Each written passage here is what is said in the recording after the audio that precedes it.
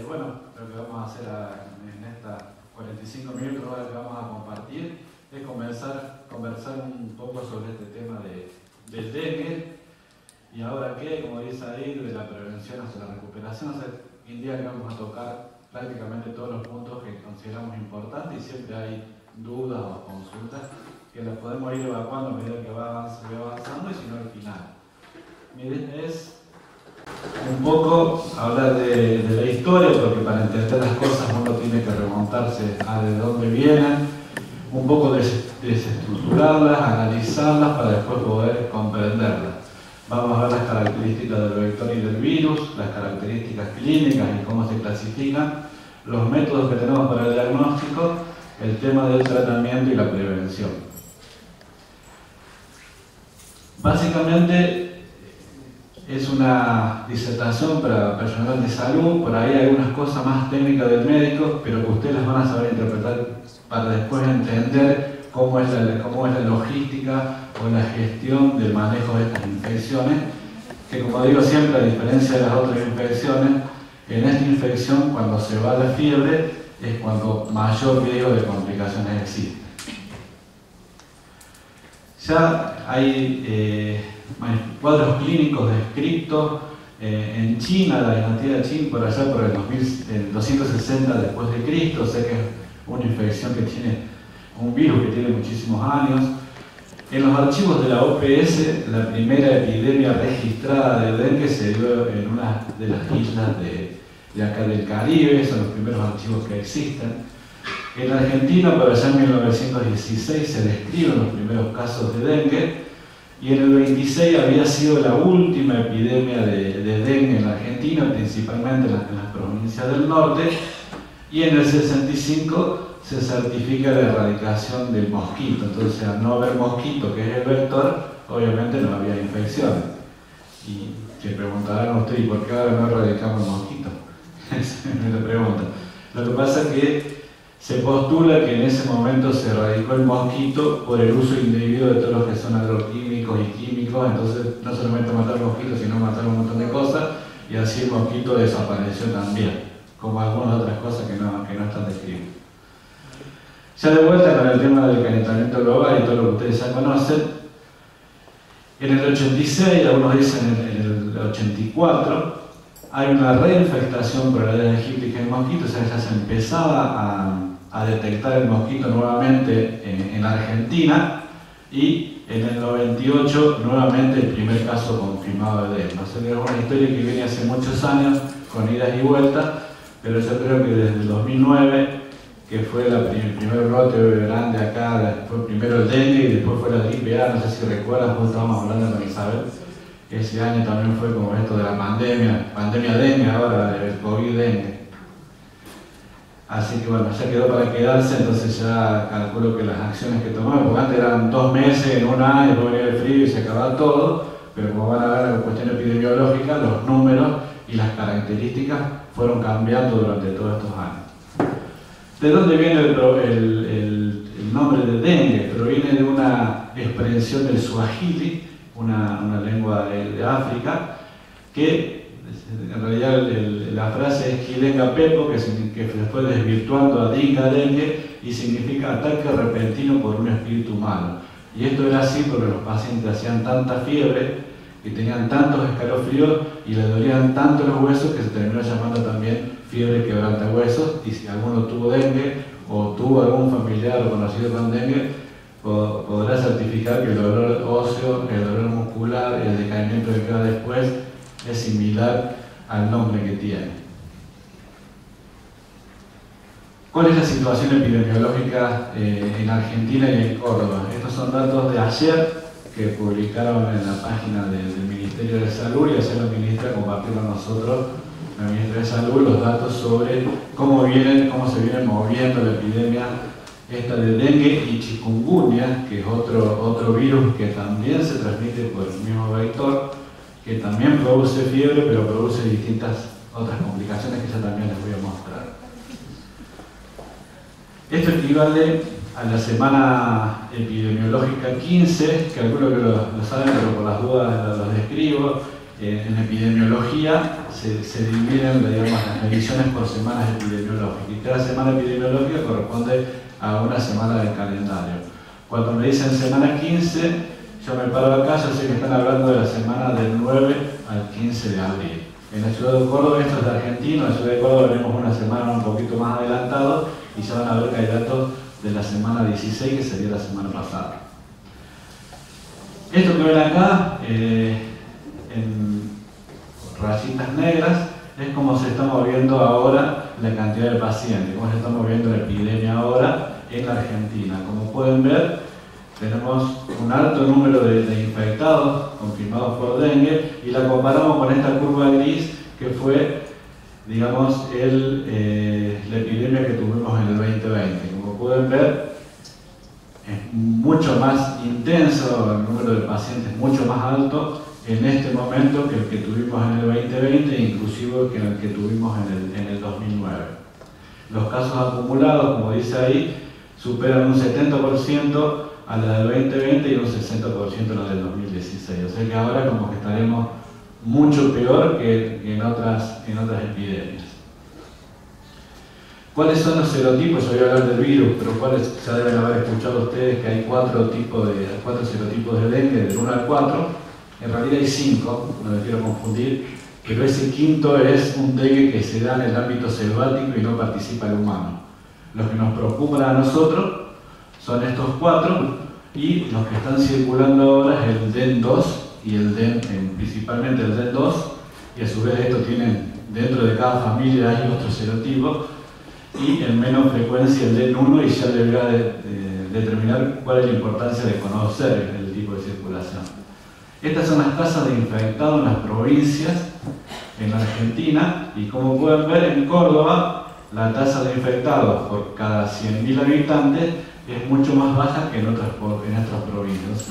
Con el tema de las tasas nosotros podemos comparar la intensidad con que se está dando la pandemia en cada provincia. Es muy alta en la provincia de Tucumán, Salta y Jujuy, y nosotros estaríamos en una posición media. Esta es una comparación en Córdoba, esta semana 16, o sea de la semana pasada, de lo que fue la epidemia del 2020 en relación a dengue y chikungunya, y la actual. Como pueden ver, los números son mucho más altos. Esto es a la semana 16, la cantidad de infectados, 8.132, versus 6.992 en el 2020. Se puede comparar simplemente para graficar, bueno, que cada año o cada 2 años vamos empeorando en relación, en realidad, en la cantidad de pacientes, la saturación del sistema de salud y la mortalidad, ¿tá? Porque la mortalidad que hemos tenido ahora no la habíamos tenido, no habíamos tenido en los años, en las epidemias previas. Esta es una epidemia, a diferencia de COVID, que COVID saturaba la guardia y la terapia intensiva. El dengue satura principalmente las guardias, ¿tá? Porque el paciente hay que controlarlo frecuentemente. Esta es una comparación que hace más inferencia de lo que está pasando con los mosquitos.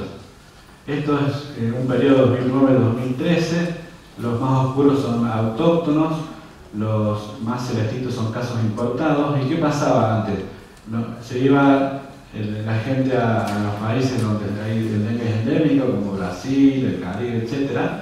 Volvían a Córdoba, traían la infección por dengue asintomático o sintomático, y hacían acá los síntomas. Eso sería un dengue importado porque se infectaban afuera y desarrollaron la clínica acá.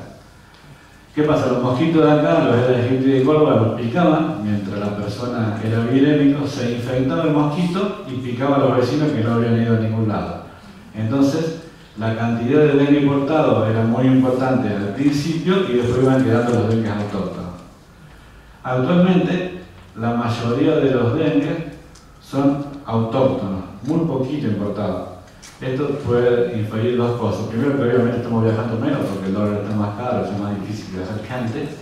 Pero segundo, hay una relación con los mosquitos, porque ahora pareciera como que los mosquitos que habían infectado vivían más tiempo, o antes, o hay más cantidad de mosquitos. O sea, el índice aédico es mucho más alto. ¿Qué es un índice aédico?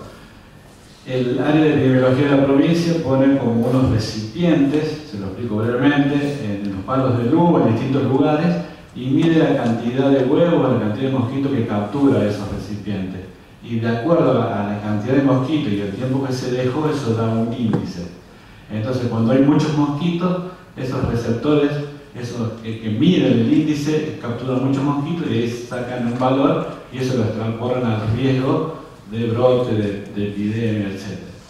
Entonces lo que estamos viendo es que ahora tenemos muchos causos autóctonos, a diferencia de lo que nos pasaba antes, que primero no habíamos importado y después los autóctonos. O sea, igual se los voy a explicar un poquito más adelante. En Córdoba, la semana 16, hay 5.473 pacientes infectados por dengue y la mayoría son ambulatorios, miren el 93%, como les decía recién, el 93% son ambulatorios y un 3% se interna. Más o menos, cada 4 personas infectadas por dengue, solo una tiene síntomas y cada 20 personas infectadas con infección por dengue, una tiene una forma grave. Eso obviamente varía con el tiempo y la condición de cada área. Estos son los casos de chikungunya. El chikungunya era un virus que nosotros no teníamos habitualmente importado, ¿no? Y ahora hemos tenido un brote, fíjense, 65%, 84 casos residen en La Calera, el 22% de los 141 en Morteros y un 9% son de la ciudad de Córdoba. Este es un virus que se debe mostrar que produce un síndrome febril igual que el dengue, puede producir algunas características similares, pero lo más temido de este virus chikungunya son las complicaciones porque producen un cuadro como de artritis reumatoidea, digamos, inflamación de las articulaciones y lleva hasta la postración y deja muchas secuelas osteoarticulares. Entonces, no sé, bueno, ninguno de los 3 que les voy a nombrar es el mejor, pero este sería más peligroso porque puede traer complicaciones a largo plazo. Esto para que tengan una idea del mapa de Córdoba actualmente, a la semana pasada, los rojos son dengues autóctonos, prácticamente no hay ningún barrio que se quede libre. Antes había un barrio, 2 barrios, 3 barrios en Córdoba y se resuelve ahí, ahora ya no hay tanto. Los amarillos son dengue importados, muchos menos. Los violetas son chikungunya autóctono y los naranjas chikungunya importado. Y en la provincia de Córdoba, como pueden ver, prácticamente en todos lados tenemos algún dengue. Y que esté acá expresado en la epidemiología también depende de la capacidad o las ganas que tenga el área de salud de denunciar los casos clínicos. Pues yo a lo mejor estoy en el interior de Córdoba, veo 50 dengue, pero si nunca lleno ninguna planilla y mando al Ministerio de Salud para que el Ministerio de Salud los cuente, probablemente el Ministerio de Salud nunca se entere que yo tengo un montón de pacientes con dengue en el área donde estoy asistiendo. ¿Sí? Perdón, los análisis para saber si es dengue o chikungunya, ¿cuántos días demora? Depende cuál de ellos. Si estamos en la etapa febril, hay un test rápido que dura 20 minutos, entre 15 y 20 minutos. Y después, si yo quiero confirmar, ya voy a hablar con diagnóstico, si quiero confirmar que es dentro de la etapa febril, lo tengo que mandar acá al ministerio y tarda aproximadamente 48-72 horas. Porque yo soy de Morteros y bueno, suponíamos que teníamos más chikungunya que dengue, pero no se están haciendo análisis. Claro, porque también los análisis se hacen hasta que se diagnostica el brote o la epidemia. Después, ya una vez que el ministerio, fíjense que los criterios por ahí de diagnóstico van cambiando a medida que se va moviendo la epidemia. Entonces, al principio se quiere hacer análisis a todo. Cuando ya se ve cómo se está moviendo, ya se hace diagnóstico por nexo o por clínica, igual que pasó como en el COVID más o menos. Entonces ya no están haciendo tantos análisis, ya hace 3 semanas atrás mandaron solamente a hacer análisis para dengue a los que se internaron, a los menores de 5 años, a las embarazadas, y ya si tenían 20 años sanos y tenían fiebre, y te descartaban otra patología, porque esa es otra cosa, no todas las fiebres que van a venir son dengue. Si yo veía 5 infecciones urinarias por semana en la guardia, esas 5 infecciones urinarias van a seguir viniendo, más el dengue, ¿tá? No es que todo lo que tenga fiebre lo que es dengue. Sí, tenemos. No, con el análisis ese rápido de 20 minutos, ¿con ese se puede saber si es dengue o chikungunya? No, solamente si es dengue. Solamente se Claro, ve. porque cuando lo mandan al ministerio te hacen dengue. Si el dengue es negativo, pero las características clínicas son compatibles, te hacen el de chikungunya. Si el de chikungunya da negativo y las características, te hacen el Zika. Por eso a veces tardan 48 horas y a veces tardan una semana, porque van secuenciando. Primero es el dengue, después hacen chikungunya. Exactamente. Esto es de la primera epidemia que tuvimos en Córdoba en el 2009, donde, para que tengan una idea, hubo 110 casos, nada que ver, ahora hay 200 pacientes por día en la guardia del Raúl. Todos pasan por la guardia del Raúl, donde está, parece un shopping. Y si van a la guardia porque se siente mal, ninguno va a ir a esperar 3 horas porque se siente bien, ¿no? Hay gente que se siente mal. Pero habitualmente las epidemias, los brotes, lo que hemos tenido, se comportan de esta forma. Hacen su pico en abril, como estamos viendo ahora, ya en mayo se reduce para desaparecer en junio. En teoría, bueno, uno ve para poder ver cómo se va a mover la epidemia para adelante. Los casos van a ser muchos más, pero más o menos esa es la curva que vamos a tener. En mayo se van a reducir probablemente a la mitad, y ya en junio, cuando las temperaturas bajan por debajo de 10 grados, ahí ya no hay huevo, ni larva, ni pupa de mosquito que sobreviva. Entonces ya ahí en teoría tendríamos que no tener más dengue. Vamos a hablar del mosquito. Bueno, el mosquito, como les dije, fue detectado a partir del 84, del 86. Pica más al atardecer o por las horas de la mañana, ahí entre la madrugada y el atardecer, aunque si hay luces encendidas en el domicilio, y ahora por ejemplo que hace frío, el mosquito se te mete adentro de la casa y tenés más riesgo de que te pique.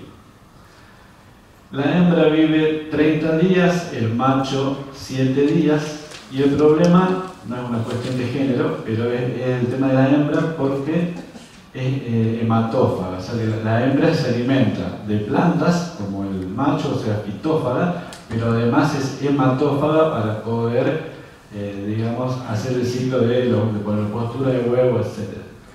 Entonces, y encima vive 30 días, o sea que hay un periodo prolongado donde la hembra pone varias oportunidades de huevo. ¿Cómo es el ciclo del mosquito? Bueno, la hembra pone los huevos, generalmente en recipientes de aguas tranquilas, pueden ser recipientes entre todo limpios, que esté tranquilo el agua, ponen los huevos sobre el bordecito. Los huevos que están sobre el nivel del agua, esos eclosionan y los otros quedan como reserva. Entonces, si llega a llover y sube el nivel del líquido, esos huevos también eclosionan. O sea que no eclosionan todos los huevos al mismo tiempo. Del huevo pasa a larva. Ustedes seguramente habrán visto la larva en cualquier recipiente con agua. Uno de las larvas la puede diferenciar si son aedes aegypti o si son cules por la forma que tienen, cómo se paran en el agua, por la inclinación que tienen. De la larva pasa a pupa, que ya se queda quietita, prácticamente no se alimenta, y 2 o 3 días se transforma en el mosquito adulto. ¿Tá? Todo ese ciclo dura entre 7 y 14 días y va a depender de las condiciones climáticas. Mientras más humedad, más lluvia y más calor haga, se va a acercar a los 7 días y si no a los 14 días. Y más o menos la hembra pone hasta 700 huevos a lo largo de los 30 días que vive. ¿A simple vista se pueden diferenciar las larvas? Por cómo se inclinan, porque tienen un sifón que respira la larva, entonces se paran cuando están quietitas. Si usted le acerca la luz, las larvas se mueven y se esconden, porque no les gusta mucho la luz. Pero si no, cuando están en el agua, según cómo se paren, si son rectas, aedes aegypti, si son inclinadas, son puras, entonces uno los puede diferenciar al que le gusta el tema de decir, quiero saber qué mosquito tengo. Sí. Pican los dos, pero el problema del dengue es, son fitófagos los dos. El que pica el humano es la hembra porque es hematófaga y necesita sangre. Solamente pica el mosquito hembra. Y la forma, bueno, de diferenciarlo, porque la hembra, como en la foto, tiene esas pintitas blancas o plateadas, el macho las tiene y, ¿qué les iba a decir? Y la puedo diferenciar también de los otros mosquitos. para el que le gusta. Lo ideal es que no te pique ningún mosquito. ¿Y por qué? Saben que esta charla es del dengue y el Aedes aegypti, que es el mayor implicado, puede transmitir el dengue, el chikungunya y el zika. Pero también tenemos Culex, que es el otro mosquito más oscuro, y este transmite un virus que se llama virus de la encefalitis de San Luis, que la mayoría de las infecciones por este virus no pasa nada. Hay un 30-40% que hace un síndrome febril. Hay un porcentaje que hace una meningitis viral, o sea, cefalea, dolor de cabeza, fiebre y rigidez de nuca, y uno le hace la punción lumbar y es un líquido compatible con un virus, y es una encefalitis de San Luis. Y hay un porcentaje que es del 1% de pacientes que hacen encefalitis. Actualmente en Córdoba hay 3 pacientes con encefalitis de San Luis. Significa que aparte del dengue, aparte del chikungunya, están circulando otros virus, como el de la encefalitis de San Luis, por otro tipo de mosquito como el Culex, y lo tenemos en nuestro medio, ¿no? Así que la ideal es que no te pique ningún mosquito. Y ese mosquito, si pica a un paciente con encefalitis, contagia. ¿Cómo se contagia el mosquito? El mosquito generalmente no tiene nada. Pica a un paciente que tiene viremia, chupa sangre y el virus hace el ciclo en el mosquito. Y el virus va a la glándula salival del mosquito y cuando pica a otra persona, a este mosquito, ahí le transmite el virus. ¿Y ese ciclo del virus dentro del mosquito es rápido? O sea, en el momento. Ahí te cuento. Doctor. Sí. Y para determinarlo lo hacen con punción, meningia. Acá. Lo hacen con punción para determinar si hizo la meningitis o está con un cuadro. Exactamente. Cuando hay una persona con encefalitis, ¿qué significa? Que aparte de tener fiebre, dolor de cabeza, rigidez de nuca, tiene alteración de la conciencia.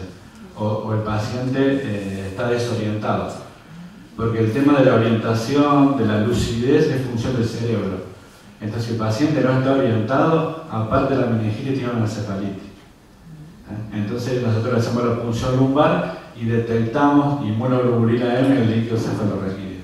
¿Está turbio, doctor? No, es un líquido claro, no es un líquido bacteriano. Uno ve un líquido que parece normal. Cuando uno le hace el físico-químico, tiene aumento de las proteínas, tiene aumento de las células, generalmente mononucleares, y la glucorraquia está normal. Y uno lo tiene que ir a buscar, ¿no? Le tiene que pedir la IgM para encefalitis de San Luis, porque eso va a la virología de la provincia y eso lo deriva a otro lado, para hacer, a Pergamino, para hacerle la IgM. Más o menos el diagnóstico lo hacemos entre 2 y 3 semanas. Uno dice, bueno, 3 semanas, igual no tiene tratamiento, digamos. El diagnóstico es solamente para saber, ojo, está circulando, medidas preventivas, a tener en cuenta cuando hay pacientes con estas características clínicas. O sea, no tiene tratamiento que radiarse solo o queda. Sí, hace su ciclo solo. Lo que pasa es que deja secuelas neurológicas. Deja secuelas que son principalmente temblores, como si tuviera un Parkinson. Entonces, la última chica que todavía está internada en Rawson es una chica, una odontóloga, que cursó su encefalitis en la terapia intensiva y ahora está mejor, pero está con temblor en miembros inferiores y temblor en lo que es la boca. Entonces después como que le inhabilita para desarrollar su profesión. Características del virus, como le dije, hay 4 serotipos. Cuando a mí me pica, es una pregunta que me hicieron recién, me pica, yo tengo dengue el día de hoy, estoy cubierto por los otros 3 serotipos durante aproximadamente 6 meses a 1 año, que se llama una inmunidad heteróloga. O sea que esa infección de ahora me protege contra los otros 3 serotipos durante 1 año.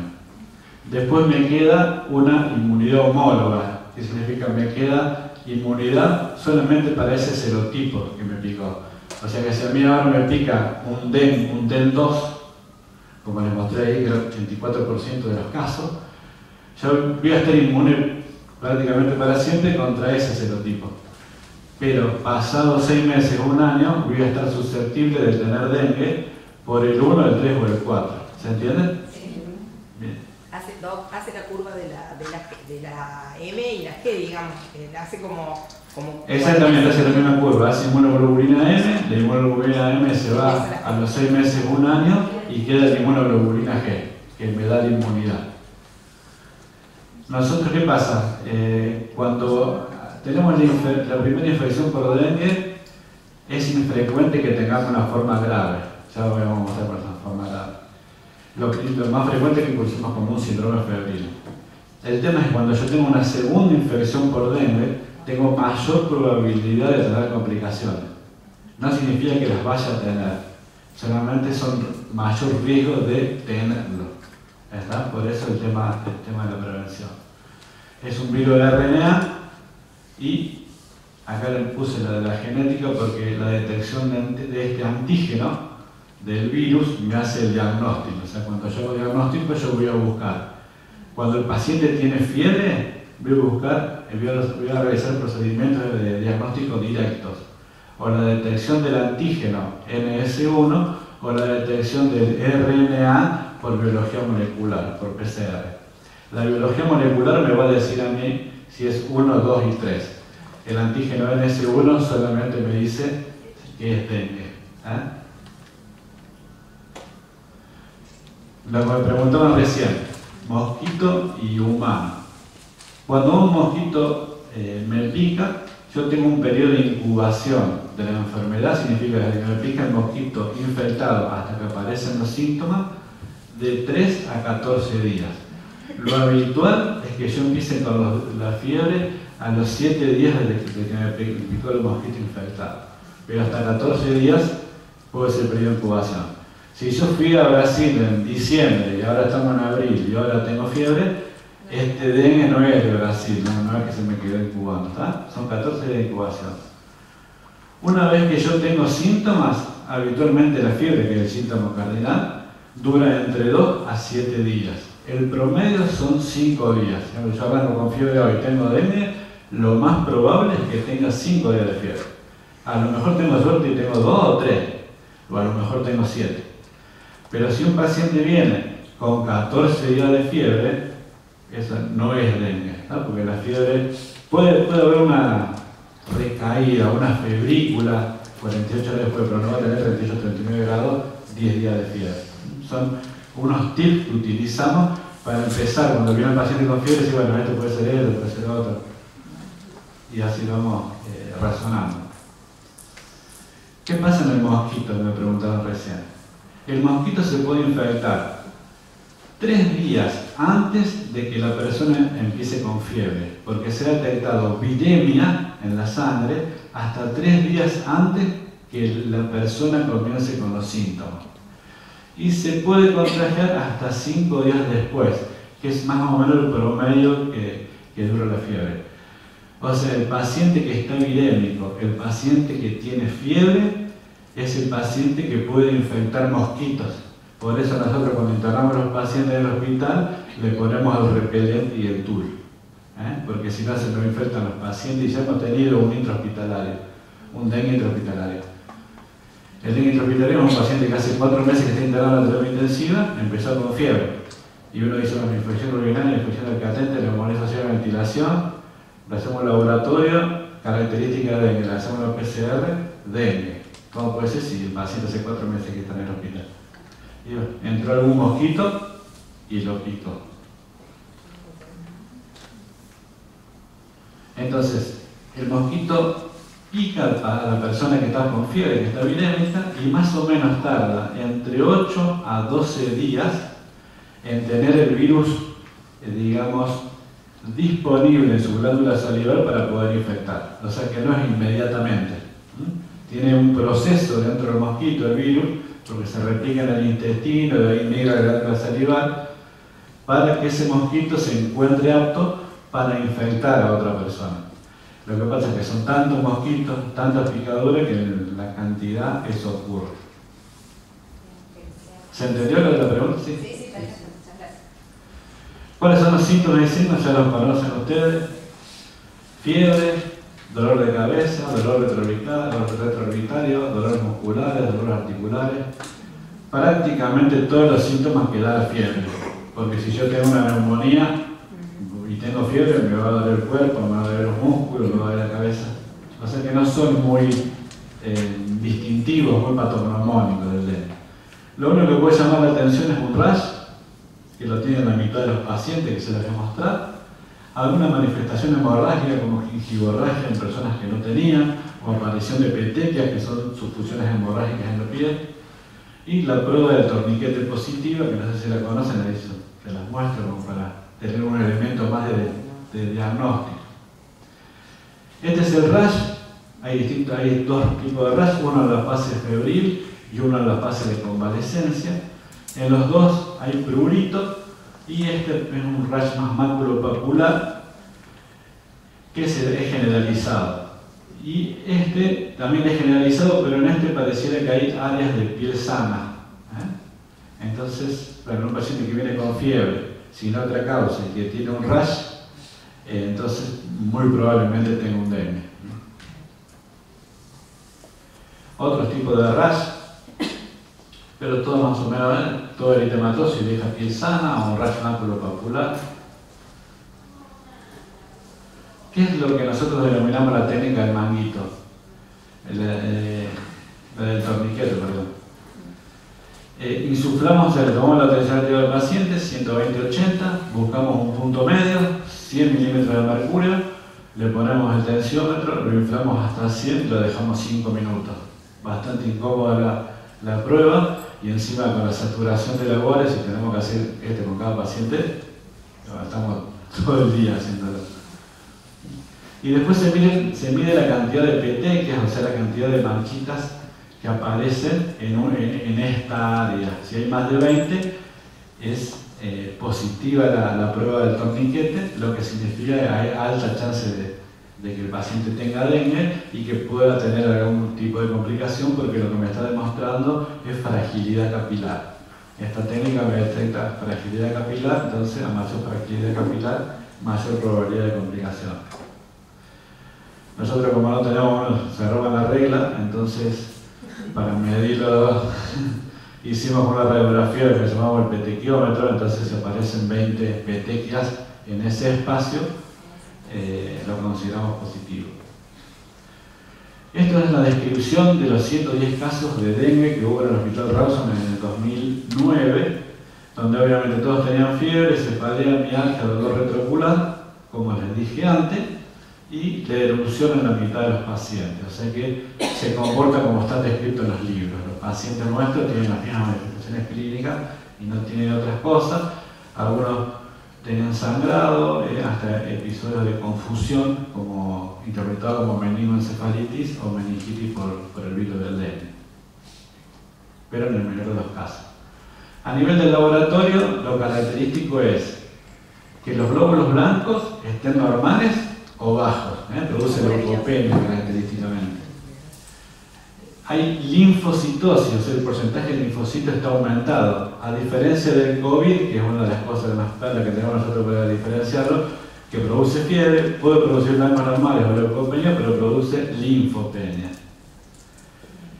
Puede haber aumento de transaminasas sin llegar al rango de hepatitis. El rango de hepatitis es 200 de transaminasas para arriba, y esto hace en 80, 90, 110, se mueven a ese nivel de transaminitis. Y las plaquetas, hay trombocitopenia de menos de 100.000. De acuerdo al grado también de trombocitopenia, tomamos a los pacientes, si los internamos o los manejamos ambulatorios, si los controlamos en 48 horas, los controlamos en 24. Aquí en Argentina no hay un valor que te diga, bueno, menos de 70.000 lo tenés que internar, sino que se hace hincapié en la valoración diaria del paciente, a ver cómo se va moviendo, digamos, el laboratorio. En otros lugares, como en Bangladesh, en la India, menos de 50.000 plaquetas internas, menos de 70.000 plaquetas internas, independientemente si el paciente está fantástico. Lo toman como un punto de corte. Doctor, una pregunta. ¿Complicaciones respiratorias? Tiene, ahí les voy a decir. ¿Cómo se clasifica? Ahí cuando hablo de la clínica. Antes se clasificaba en dengue o dengue clásico, fiebre por dengue, tenía un montón de semánticas. Y después teníamos la fiebre hemorrágica por dengue y el síndrome de shock por dengue. Y después no sabíamos cuánto de cuánto, y a veces la hemorragia tenía shock y se mezclaban así, se me hacía confuso. Entonces, en el 2009, la OMS citó un grupo de investigadores infectólogos y dijeron, bueno, dengue con signos de alarma y dengue grave. Y ahí se terminó la clasificación. Los dengue sin signo de alarma se manejan ambulatorio, los dengue con signo de alarma se manejan internados en sala y los dengue graves se internan en terapia intensiva. Y después está esto, lo que le hablaba yo del dengue importado, que es otra clasificación, el dengue importado y el dengue clásico. El importado es la paciente que viajó, por ejemplo, a Brasil, volvió de Brasil y empezó con fiebre. Le diagnosticamos dengue, ese es un dengue importado. Los mosquitos del departamento de la paciente, que estaban en la maceta, la pican a ella mientras tiene fiebre, se infectan los mosquitos de la casa y se cruzan a la casa del vecino por la ventana, y el vecino había ido a la toma Cosquín en colectivo, o sea que ¿por qué iba a tener dengue si no hay dengue? Entonces ahí ya tenemos los casos autóctonos. ¿Se entiende la diferencia? Ahora tenemos muchos casos autóctonos, personas que no han viajado, o sea, la cantidad de mosquitos significa que hay pocos casos importados que han traído el dengue, y hay tantos mosquitos que se ha hecho todo esto que estamos viviendo ahora. Una consulta sobre los síntomas. ¿Cuáles son los que están anterior a la fiebre? No, agarra la fiebre, te agarra dolor de cabeza y en la mitad de los pacientes puede tener un rash. Aparece la fiebre y a los 2 o 3 días aparece el rash. Y hay otros que no tienen rash en el periodo febril, pero tienen el periodo de convalescencia. Y en ese periodo, en algunas personas puede aparecer la gingivorragia, la epistaxis, que es sangrado por la nariz, y las petecas, que son las manchitas en el... O sea, después de la fiebre aparecen, digamos, los síntomas. Exactamente. Sí, pero ahí nomás, ¿no? 24 a 48 horas. Por eso, ahí serían los síntomas hemorrágicos, no mientras está la fiebre. No, también puede tener. Sí. ¿A qué se refería usted cuando las complicaciones vienen después de la fiebre? Ahí les voy a mostrar. Buena pregunta. Doctor, ¿y la complicación? ¿Por qué yo digo eso? Y acá está la explicación. Doctor, le hago una preguntita. ¿La complicación que usted define para internarlo, no al paciente, está fundamentalmente dada en la coagulación? O sea, A veces sí, principalmente la hemorragia, pero a veces no está afectada la coagulación. Por ejemplo, la primera paciente que falleció acá en Córdoba fue una complicación cardiovascular, fue una miocarditis por dengue, y no estaba relacionada a la coagulación. Nosotros tenemos, esta es la evolución natural del dengue, es lo que se observa sin inmediar ningún tipo de intervención. Tenemos 3 fases, una fase febril, una fase crítica y una fase de recuperación. En la fase febril, ahí la voy a pasar a analizar más individual. En la fase febril, que dura entre 2 y 7 días, es donde tenemos la fiebre. ¿Está? Esa fiebre es de comienzo abrupto. Y puede haber manifestaciones hemorrágicas leves, una prueba del torniquete positiva, petequias, algo de gingivorragia en ese periodo febril. Puede haber deshidratación, o sea, piel seca, principalmente en personas de la tercera edad, porque no toman buena cantidad de agua, etc. Y en el laboratorio tenemos los característicos: leucopenia, o sea, glóbulos blancos bajos, con linfocitosis, la trombocitopenia, y comienzan a aumentar las enzimas hepáticas. Y las plaquetas comienzan a reducirse. En este momento de la fase febril hay viremia, es donde se contagian los mosquitos, y yo puedo hacer diagnóstico de dengue a través de las pruebas rápidas, de la PCR o del antígeno NS1. Después de esta etapa febril, por eso le digo yo, cuando se va la fiebre es más peligroso, viene esto que se conoce como fase crítica.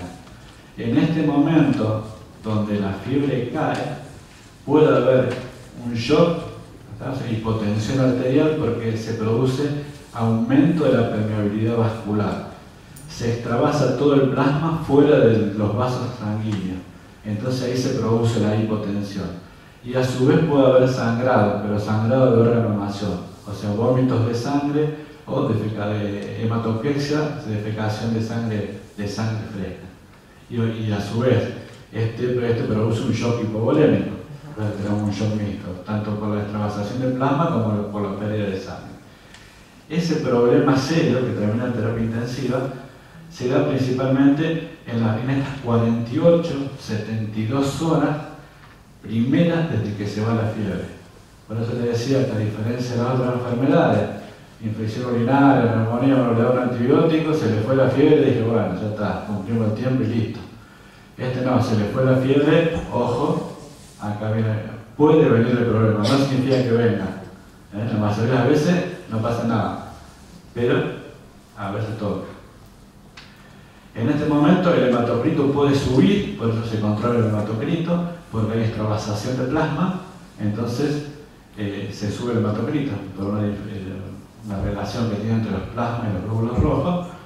Las plaquetas ya están bajas porque venían bajando, acá pueden bajar un poquito más. Y en este momento, que más o menos el día 5 o 6 de la fase crítica, ya el diagnóstico es raro que lo haga por métodos directos porque el virus ya se fue, ya no tiene fiebre, ya no hay viremia. Lo que me está dejando son las complicaciones de su accionar. Entonces el diagnóstico acá lo hago yo por inmunoglobulina M. Inmunoglobulina M y inmunoglobulina G. Si aparece inmunoglobulina G acá, significa que el paciente había tenido dengue en una época anterior. Porque acá, tan cerquita, solamente aparece la inmunoglobulina M. Como decía ahí, hay inestabilidad hemodinámica, acumulación de líquido en el espacio extravascular. Por ejemplo, esta es una ecografía donde ahí se ve el hígado y esta mancha negra que hay ahí no es normal, sino que es acumulación de líquido en la pleura, hacen derrame pleural. Hacen ascitis, hacen edema inferior. Es como que se hinchan todo, porque sale el plasma fuera de su lugar por aumento de la permeabilidad vascular.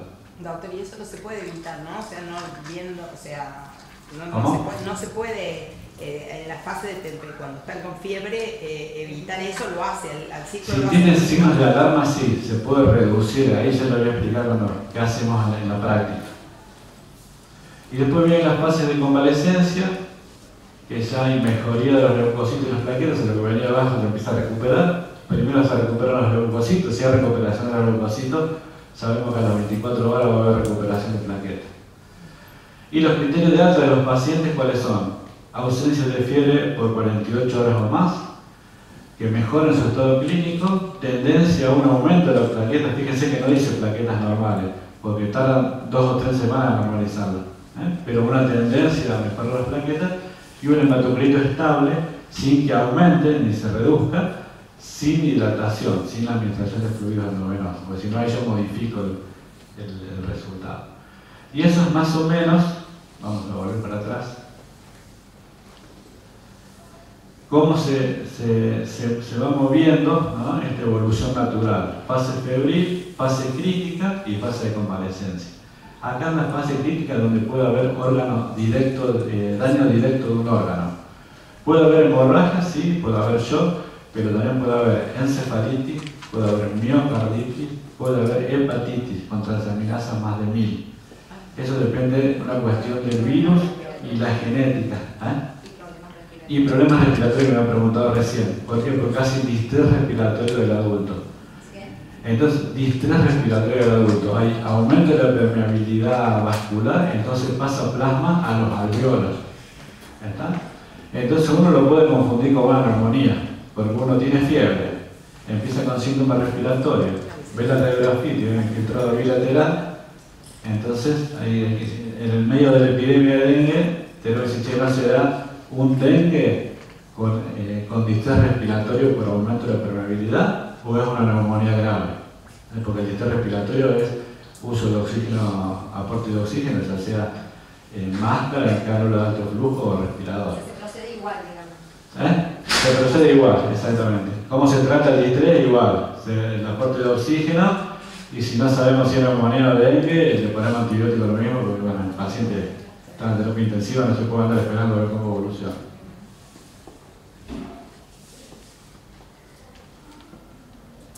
Bien, este cuadro es solamente para que lo lean todo, pero para que vean que entre dengue, zika y chikungunya no hay unos tips así que tenemos en cuenta, pero son muy parecidas. Todos producen fiebre, el zika generalmente menos fiebre que los otros, pero bueno, el dengue también a algunas personas no da fiebre. Puede dar rash en distintas proporciones, el zika es el que generalmente da más rash. Yo me acuerdo que por allá en el 2000, 15 y 16 tuvimos el primer caso de Zika en Córdoba, pero fue de transmisión sexual. Porque nosotros no teníamos Zika circulando en Córdoba y resulta que era una cordobesa que tenía un novio en Colombia.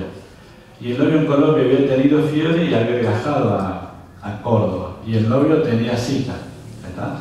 En ese caso, exactamente, de transmisión sexual. El Zika es de transmisión sexual, a diferencia de chikungunya y dengue. Esta es otra vía de transmisión. Tuvimos como una semana para ubicar al novio, porque no le quería decir dónde estaba el novio, de Colombia, un montón de chistes alrededor de la historia. No pasó nada, además la gente estaba como una rejalera, así que le vieron los rayos, le picó un poquito, le dieron un antihistamínico, lo practicó, y dije, no tiene fiebre, che, no sé, era Zika, y ahí empezamos. Artres y mialgia producen los tres, de distintas intensidades, artritis, frecuentemente el chikungunya, como les dije, conjuntivitis, frecuentemente el Zika, pero los síntomas son muy parecidos a la infección, entonces si no hacemos un análisis de sangre para identificar cuál no podemos saber. Lo que sí podemos saber son las complicaciones. El dengue generalmente las complicaciones son inmediatas cuando se va la fiebre, 48 a 72 horas, se hemorragia y shock. El chikungunya produce lesiones que pueden ser invalidantes a largo plazo porque produce artritis, como si fuera una artritis reumatoidea con deformación de las articulaciones. Y el Zika, que afortunadamente ahora no estamos teniendo, produce en la mujer embarazada, la infección durante el embarazo, produce un recién nacido con microcefalia, que hubo muchos casos en Brasil hace un par de años atrás, y también una epidemia de lo que se conoce síndrome de Guillain-Barré, que es una polirradiculopatía simétrica ascendente, o sea, los pacientes empiezan a dejar de movilizar los pies y va ascendiendo los brazos y hasta dejan de respirar. Entonces son personas que terminan con tratamiento con corticoides, con gamma-globulina, en terapia intensiva, traqueostomizado, hasta que pase el tiempo y puedan tener alguna recuperación. Y muchos con el tiempo se recuperan, no sé si todos el 100%, pero sin mediar un montón de complicaciones al medio, ¿no? De internaciones prolongadas, infecciones asociadas con la salud, etc. Por eso el tema de la prevención de los mosquitos es importante. ¿Cómo vamos el tiempo? Bueno, vamos medio. Ya estamos, parece, ¿no? ¿Hay alguna característica de la persona para que se complique? No, depende de la genética realmente. Porque no hay algún factor. Ahora se hablaba de que hay un DEL2 tipo cosmopolita, subtipo cosmopolita, que pareciera tener mayor tendencia a ser más grave que los otros subtipos. Pero eso todavía no está confirmado, básicamente depende de la persona. Habrá tenido infección previa y la cuestión genética. Como el COVID, vieron que había familias que tuvieron COVID, no tenían nada, y otra familia que era la suma de todos los miedos, ¿verdad? Todos los enfermos, todos internados, todos. Lo que más me están diciendo a mí es muchísimo dolor de cuerpo, que todos me dicen que es peor que COVID lo que hace. Sí, por eso les llaman fiebre quebranta hueso, porque te deja molido después de la fiebre. Es un virus que se replica mucho a nivel muscular, entonces deja el músculo como cansado, sin energía, cuesta recuperarse. Voy más rápido para ir terminando. Esto ya ha pasado en el 2021, un síndrome que nosotros llamamos COVID-dengue, venían pacientes con COVID y dengue, las dos cosas juntas, no es una rareza. Esto pasó en Salta, en Oral, confirman casos de salmonella y dengue combinados con COVID, esas infecciones simultáneas. Son esas infecciones que uno lo trata y dice, ¿por qué no anda bien? ¿Por qué tal cosa? Y es porque hay que buscarle otro microorganismo. También existe. Con el tema del diagnóstico, como les dije, cuando empiezan los síntomas, los primeros 5 o 6 días, detectamos métodos directos, antígeno NS1 o PCR, y ya cuando pasan los días, la inmunoglobulina M y la inmunoglobulina G. Y este paciente acá ya había tenido dengue previamente y se vuelve a reinfectar, por eso la inmunoglobulina G pega un salto más alto. Estos son los test rápidos. Este detecta NS1, este detecta inmunoglobulina M y inmunoglobulina G, ¿no es cierto? Se comparan con los estándar, que son la PCR o el ELISA, que tienen mayor alta sensibilidad y especificidad. Estos análisis y test rápidos, creo que estamos haciendo ahora en el Hospital Rawson, tardan entre 15 y 20 minutos, que era una de las preguntas. Se pone una gotita de sangre, y según las rayitas, como un test de embarazo, podemos saber un NS positivo o una IgM positiva. Igual cuando este test da positivo, sí o sí se manda al central a confirmar el diagnóstico. Y si da negativo, como tiene una alta sensibilidad, el paciente no tiene dengue. ¿Qué hacemos con los pacientes con dengue? Esto lo paso rapidito porque es más del manejo de los médicos, pero para que tengan una idea de logística. Viene un paciente con fiebre, todos los síntomas característicos, puede no tener signos de alarma, no me preocupo, es un grupo A. No le digo clase A porque parece medio sectario, es un grupo A. ¿Tiene signos de alarma? Es un grupo B. ¿Cuáles son los signos de alarma? Dolor abdominal espontáneo provocado, vómitos persistentes o intolerancia digestiva, sin tener vómitos, que no pueda tomar agua, o no pueda comer. Acumulación de fluidos clínicamente evidentes, como el derrame pleural, la citis. Que el paciente esté medio letárgico, irritable, la familia te dice, mira, no está raro, no sé qué le pasa, no le puedo decir qué es lo que tiene, pero no está así normalmente. Tiene hepatomegalia, o sea, aumento de tamaño por encima de 2 centímetros, principalmente es un signo característico en los niños. Y en el laboratorio, un aumento del hematocrito, una caída de las plaquetas, o sin tener nada de esto, criterios de vulnerabilidad que se debe decir cuáles son. Y después, el grave, que era lo que me preguntaban, era el paciente que tiene shock, tensión arterial sistólica menor de 90, sangrado severo, hemorragia digestiva, acumulación de fluido en el pulmón, síndrome del distrés respiratorio del adulto, que se comporta como una neumonía grave de la comunidad, ya tiene tos, tiene expectoración, tiene disnea, tiene una radiografía que se ve también blanca, pero con el antecedente de venir con dengue. O daño severo de algún órgano, ya sea el hígado, el sistema central, el corazón u otros órganos. Entonces, en un paciente esto es una infección dinámica. A lo mejor hoy soy un grupo A, pero mañana soy un C. Hoy soy un grupo A y mañana soy un B, lo que pasa habitualmente. Entonces, ¿cuál es el problema del dengue? La sobrecarga de salud que tiene. Hoy veo 10 pacientes con dengue y los tengo que controlar mañana. Mañana tengo 10 pacientes con dengue nuevos, más los 10 que controlo del día anterior, ya son 20. Al tercer día tengo 30.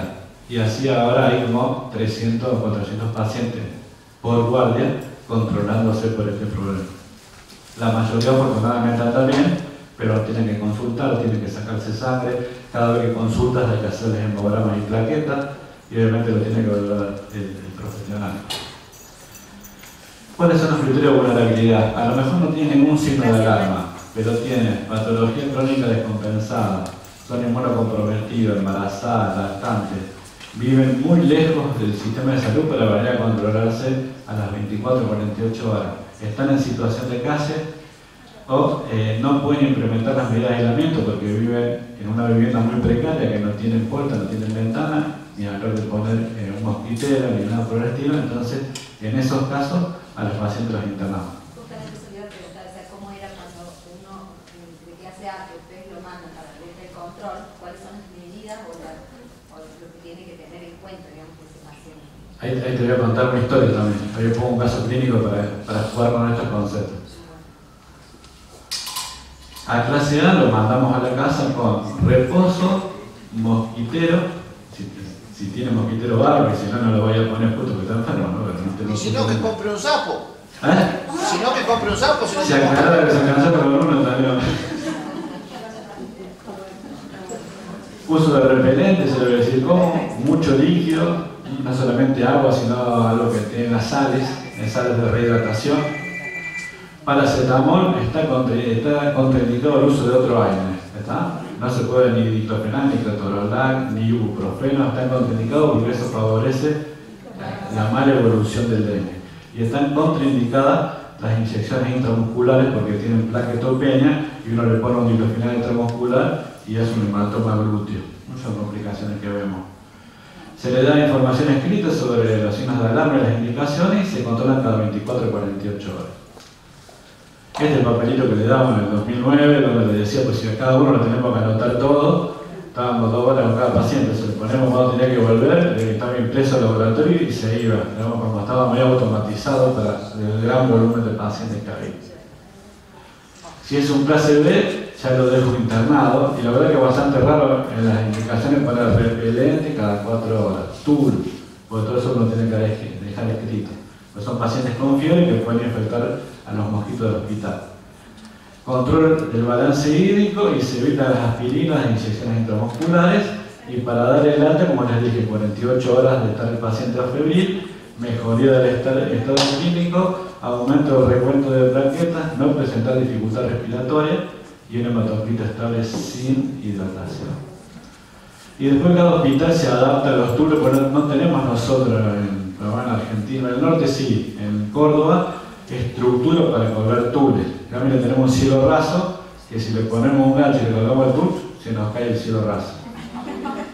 Entonces, en cada hospital se las ingenia, unos cumplan caño y arman así el tour, y bueno, y vamos viendo. Y después nos vamos a la terapia intensiva, pero si el paciente presenta hemorragia, daño de dolor, entonces va a la terapia intensiva y tiene un tratamiento específico que está descrito en esta guía, que es del 2015, pero no hay muchos cambios, que es gratuita, que está en el Ministerio de Salud de la Nación, y ahí describe cómo es el tratamiento, principalmente es la hidratación.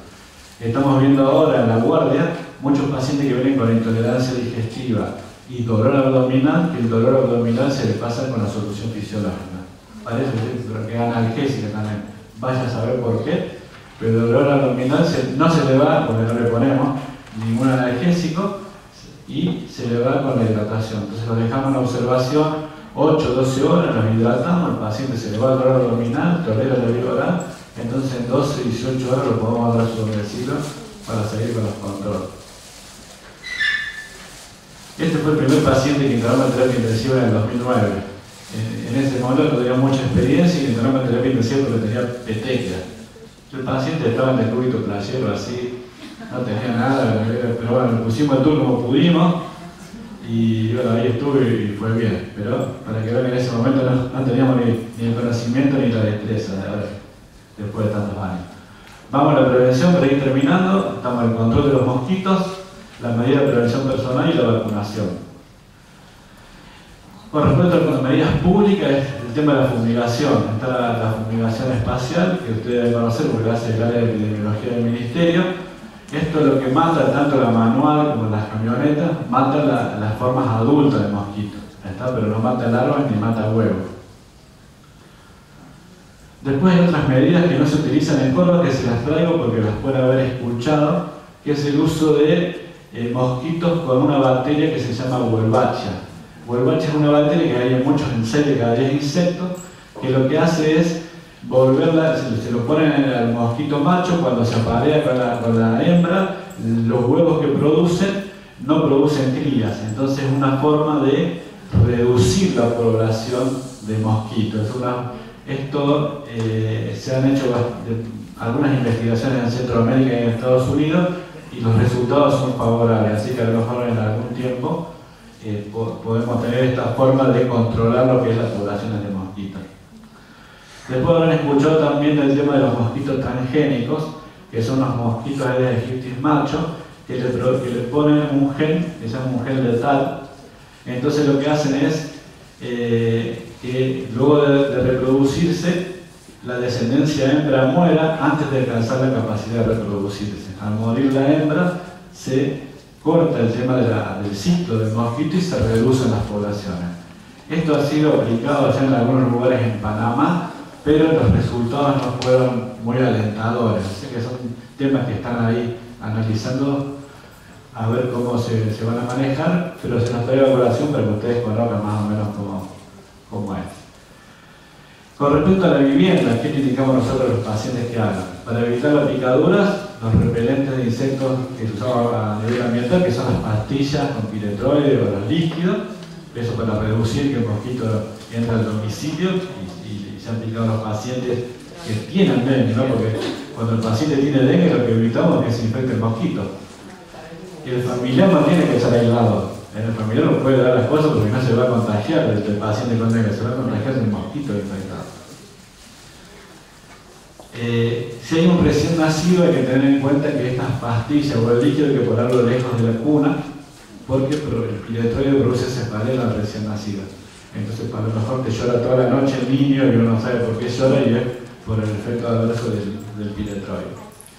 Descacharrado, esto ya lo conocen, pero en realidad hay que ponerse, me acuerdo en el 2009 decíamos, dábamos clases de Rawson, descacharrar. Y un día subimos al techo del hospital, que nunca subimos porque se había roto el tanque, y resulta que arriba del techo había gomas, había lata, había no sé cantidad de cosas. Así que hay que tomarse un tiempo para fijarnos si en el jardín no hay elementos que puedan contener agua, ¿no? Y de esta forma permitir el crecimiento de la explosión de los huevos y el crecimiento de las larvas. Inclusive hasta cuando uno cubre los piletos para que no haya mosquitos, etc., pero a veces en cualquier lado se acumula agua, tanto en los bancos como en estos tobles, entonces tener en cuenta para tratar de sacar el agua y así evitar que el mosquito ponga sus huevos ahí. Esto es un hospital de África en Tanzania, donde ustedes ven que los hospitales, prácticamente independientemente de por qué se va a internar, el TUL es una medida que se le ponen a todos los pacientes, porque hay dengue, fiebre amarilla, malaria, entonces y no es nada complicado, es un ganchito en el techo, porque cuando le digo hay que ponerle el TUL, parece como si le hubiera indicado que hagan una construcción, digamos, ¿verdad? Parece simple, pero no es tan simple. Aparte le digo, pongan en su casa también, le digo, es romántico, parece que uno está en Brasil o en nada. Esto es una misión de Médicos Sin Fronteras, ya hace varios años, donde, para que vean que no hay motivo para no poder tener un tour, porque el tour se puede colgar hasta en la carpa, a la orilla del mar. Entonces uno tiene el tour, ¿sí? Y uno puede dormir tranquilo y saber que los mosquitos no le van a picar. Utilizar vestimenta de manga larga y pantalón largo, principalmente para andar todo el día, porque hace calor, pero principalmente si va a hacer tareas de jardinería o de malezado. Y utilizar los repelentes para insectos, principalmente para mosquitos, con altas concentraciones de DIT. Esto ustedes lo deben manejar mejor que yo. Están contraindicados estos repelentes menores de 2 años, por los servicios de pediatría, pero si hay en el momento de epidemias o brotes, se amplía eso hasta los 2 meses. A menos de 2 meses no puede utilizarlo, pero de 2 meses en adelante sí.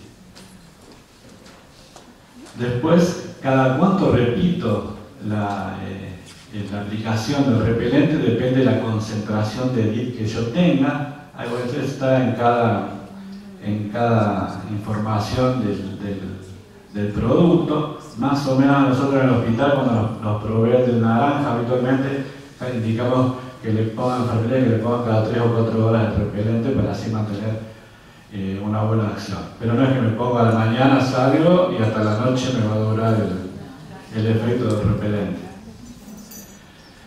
Vamos a las vacunas. Hay 2 vacunas, una aprobada ya en el 2017 y otra parece a propósito de novedad, una aprobada ayer. Sabemos los fresquitos. Esta vacuna de Sanofi Pasteur se aprobó en México en el 2015, en Argentina fue aprobada en el 2017, pero no comercializada en Argentina. Porque los pacientes, cuando me consultaban por medicina de viajero, los tenía que mandar a Brasil, son pacientes que van a hacer cuestiones económicas de empresas a países tropicales, entonces iban a Brasil y se colocaban la vacuna ahí. Pero tenía su característica, se aplican 3 dosis, 0, 6 y 12. La edad de indicación es entre los 9 y los 45 años en personas que viven en zonas endémicas, por eso nosotros no la tenemos en nuestro calendario, solamente para personas que viven en zonas endémicas. Y que tiene como característica que la persona tiene que haber tenido previamente dengue.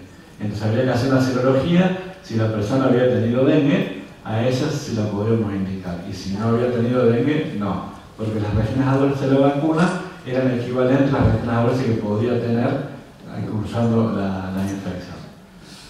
Pero ayer el ANMAT aprobó, el 26 de abril, esta nueva vacuna de Takeda, el laboratorio Takeda, la TAC-003, o también conocida como Udengue, que ya fue aprobada en Indonesia en agosto del 22, en la Unión Europea en diciembre del 22, y en el Reino Unido ahora en enero del 23. Y ya también ahora recientemente en Brasil.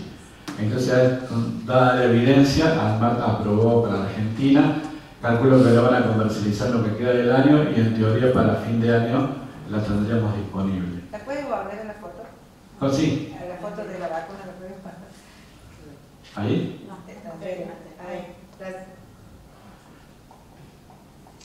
Igual queda esto, creo, en la página. Esta vacuna es a un virus atenuado de DEM2, es un virus atenuado, a la cual se le agregan proteínas premembrana y envoltura para darle que esta vacuna sea inmunogénica para los 4 serotipos. La eficacia de la vacuna en general es del 73%, es bastante buena, o mejor que la anterior, y tiene una eficacia para el dengue hospitalizado del 90%, o sea que por ahí no me protege tanto de que no tenga dengue, sino que me protege mucho de que no termine en el hospital por el dengue. ¿La edad? ¿Ah? ¿La edad? A partir de los 4 años. ¿Hasta? A partir de los 4 años. Porque la otra era hasta los 45. Hasta los 45, sí, no dieron límite. No dieron límite. No dice nada tampoco de inmunocomprometidos, es también que son den atenuados en células del riñón de perro. O sea, hay que ver después cuáles son las indicaciones más precisas. Pero bueno, va a estar para la primavera, nos vendría bien para el año que viene. ¿Y también sería para personas que ya hayan tenido dengue? No hace falta haber tenido, aunque no hayan tenido. ¿Se puede aplicar igual? Es mucho más eficaz para personas que han tenido dengue. Cuando uno lee los estudios, vieron que la eficacia es más alta en los que ya tuvieron dengue que en los que no tuvieron. Y es más eficaz para DEN 1 y DEN 2. DEN 3, 60%. Y DEN 4 no parece muy eficaz. O sea que dentro del dengue también depende de cuál va a circular, ¿no? Una sola dosis. Son 2 dosis separadas de 3 meses. Se hace las 0 y 3 meses. Vamos, este ya termina. Están cansados. Este es un paciente para que vean cómo se va moviendo el tema del dengue. 21 años, sin antecedentes, no viaja al exterior, es de Balnearia, Córdoba, donde estuvo el fin de semana, porque veo a los padres ahí, y él estudia acá y vive en Nueva Córdoba. Consulta por fiebre, hace 24 horas, inicio grupo de 38 grados, 2 registros, se medica con paracetamol y cede la fiebre, y a su vez tiene artralgias, mialgias y cefalea velocraniana, un síndrome febril, en el mes de marzo. Al examen físico, nada relevante, prueba de torniquete negativa, el laboratorio, 120.000 plaquetas, 150 el mínimo, le dice, puede ser, no sé, veremos. Y unas transaminitis, que para un chico de 21 años, dice, no será dengue, tiene como algunas cosas, pero bueno, lo vamos a vigilar. Le vamos a pedir el test rápido. El test rápido me da el antígeno NS1 positivo. Confirmo dengue. Entonces le doy, no tiene signos de alarma, no tiene dolor abdominal, no es vulnerable, no tiene patología. Entonces es un grupo A. ¿Cómo lo manejo el grupo A? Con control en 48 horas y todas las indicaciones que le damos del repelente, del tool, del descacharrado, etc. Continúa febril, el 4 de marzo, 2 días después, es el cuarto día de fiebre, sin datos de relevancia, el laboratorio leucopenia, 3800, el linfocito ahí, las plaquetas bajaron un poquito, sigue siendo del grupo A porque no tiene signos de alarma, lo sigo controlando. 6 del 3, ya lo controlé 3 veces en una semana. Hace 24 horas que está febril, sexto día de la infección, hizo 5 días de fiebre. Ayer comenzó con vómitos por 5 vómitos, dolor abdominal difuso moderado. Entonces ya pasó acá, de un grupo A un grupo B. Si está en un grupo B, lo tengo que internar. ¿Se entiende la logística? Sí. En la palpación abdominal hay dolor, no hay peritonismo, las mucosas están secas, laboratorio con leucopenia, trombocitopenia y transaminitis. Grupo B, primer día de fase crítica, tuvo 5 días de fiebre y acá estamos dentro de los 2 días de la febril. Entonces arranco con el tratamiento, que ya está, no se debe describir en la guía. paciente con dengue, con signos de alarma, sin criterios de dengue grave, entonces le pongo repelente cada 4 horas, TUR, productos domisanitarios en el hospital, que son las pastillas o el líquido, antiemético para los vómitos y protección gástrica. Esas serían las indicaciones. Ya el 8 de marzo, cuarto día de la febril, no signos de alarma, el paciente está bien, los blancos ahí como queriendo recuperarse, las plaquetas 80.000, ausencia de fiebre por 48 horas, mejoría el estado clínico, recuento de plaquetas en aumento, ausencia de dificultad respiratoria, le damos de alta. En ese momento, ¿por qué lo pensamos al dengue? En ese momento, en marzo del 2020, había 252 casos de dengue. 200 eran autóctonos y los principales focos fueron en Madrid y en Balneario. El chico había estado fin de semana por ahí.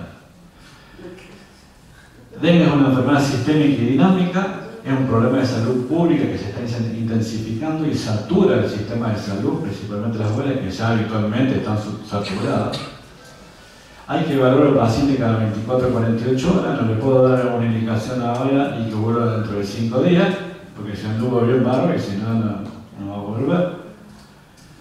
Se reclasificó en el 2009 dengue con y sin signos de alarma y dengue grave. El mayor control se hace sobre la fase crítica e informar al paciente sobre las medidas de control del mosquito, por eso hay que tener algo impreso para que se lleve el paciente, porque uno le da tanta información y llega a casa y se acuerda de otras cosas.